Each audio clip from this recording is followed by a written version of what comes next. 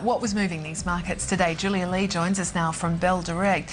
Julia, it has to be said the Aussie share market held up pretty well considering the falls that we had in US and Europe overnight.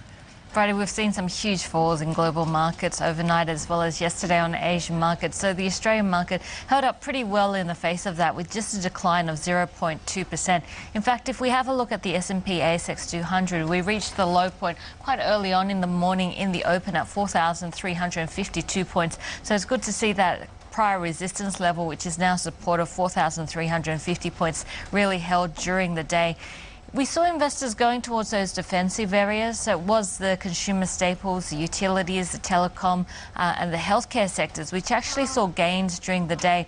The worst sector on our market was the energy sector, which wasn't surprising given the huge falls that we saw on in terms of oil prices. But it was earnings which really dominated the day, and they really gave a positive push towards our markets. We saw James Hardie up by a massive 22% after its first quarter result. We also saw One Steel up 4% after its result. United Group up by 3% after its result. And Ansell continuing to have a stellar performance today. It gained 9%. Of course, it reported its results yesterday, but the broker recommendations increased and flowed through today, and that really helped that stock. So altogether, the Australian market holding up quite well, given that overnight in the US we saw markets down by 2%, and yesterday in China we saw markets down by almost 6%. I guess one of those reasons is that the Chinese market is holding up relatively well, up by 0.4% at the moment. And of course, well, the biggest story today was Amcor signing this deal with Rio, the biggest acquisition ever.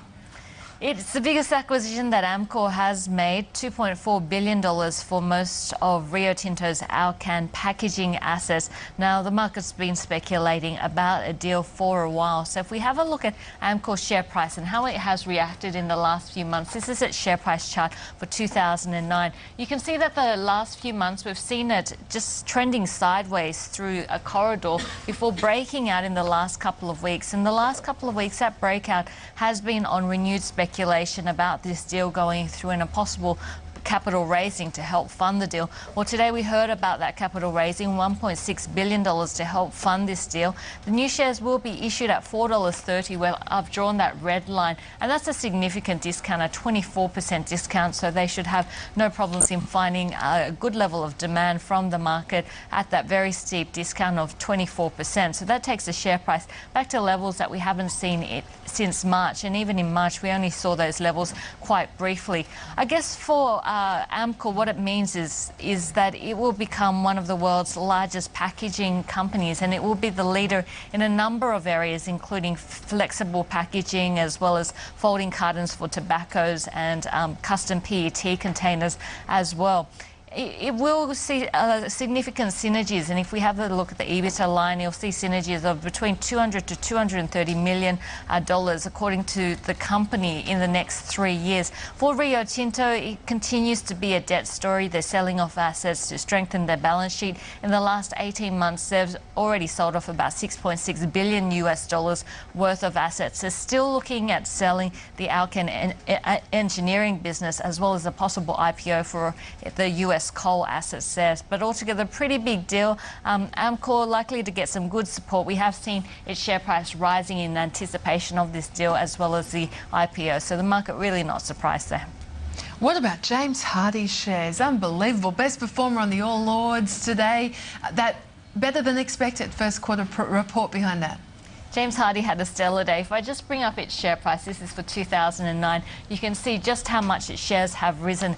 And if we have a look at the closing price today, it's the best price that we've seen for James Hardie since October 2007. So in more than a year, in fact, in almost 2 years. It's all on the back of their first quarter results. Now, if we have a look at first quarter normalised profit, and that's because it just looks at operation, it strips out the asbestos claims and so forth. It came in at $41.6 million. That was smashing forecasts out of the water. Consensus was for just $15 million. So a huge result there. We know it's been a very difficult time for James Hardie. It's got a strong business and a strong bias towards the US housing market, which has really been struggling. So it's great to see James Hardie seeing an increase in some of its prices during the period. carried, as well as increased market capitalisation and an increase in underlying profits as well. I guess one of the things it benefited from was a decrease in commodity prices, so a decrease in its input prices. If we have a look at its outlook, it's still saying that it expects a traditional October seasonal downturn,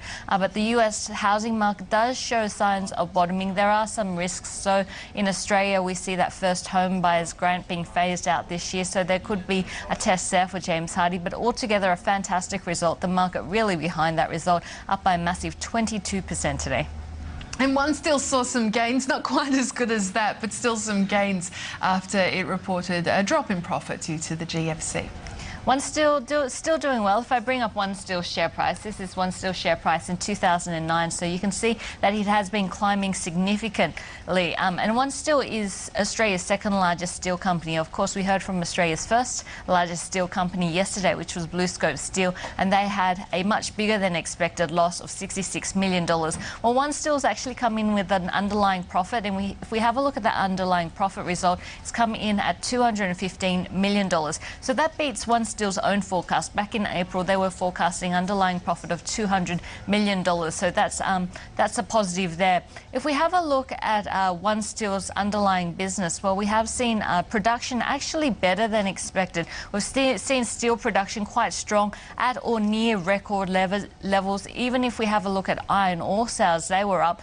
We saw an increase to 5.1 million tonnes from 4.4 million previously. So it looks like production was actually up, but I guess what was down was prices, and that really impacted on revenue. So although we saw production quite strong at or near record levels and growing, we actually saw revenue falling by about 2% because of the depressed prices. So it does look like the last quarter showed signs of stabilizing, but if you look at these steel companies, most analysts are still bearish on the business in the current financial year, and instead are looking through to 2011 to really see improvement. But these steel stocks still remain one of the best ways to buy into the cyclical story. So as the economy improves, these steel stocks are going to be some of the best performers to come out of that. And that's really been what's behind the rise that we've seen in both BlueScope as well as One Steel shares this year.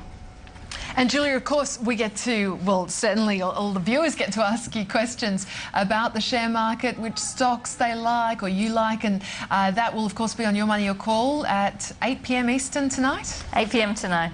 Looking forward to it. And, of course, you have on with you Daniel Moore from Wilson HTM and Hugh Latimer from Aurora Funds Management. Should be a good show.